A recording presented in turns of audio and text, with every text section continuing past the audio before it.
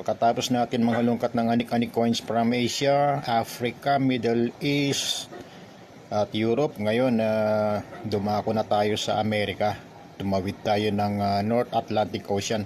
So kanina dumaan tayo ng Canada at ngayon ito na, nasa US ports na tayo. So meron ako ditong nahalungkat na ayan, tinatawag na black-toned black mamba. Ayan, 1 cent 1990. Ayan, oh, ang ganda niya. Black-toned siya. Ayan, ang ganda ng pagka-black-toned niya. Mga mulatong-mulato. Ayan, at marami tayo dito mga naiiwan pa eh. Kailan kaya tayo babalik ng Amerika? May pag-asa ba? Magagalit pa natin po lahat. So may mga ibon na nakabukod na, may mga error na.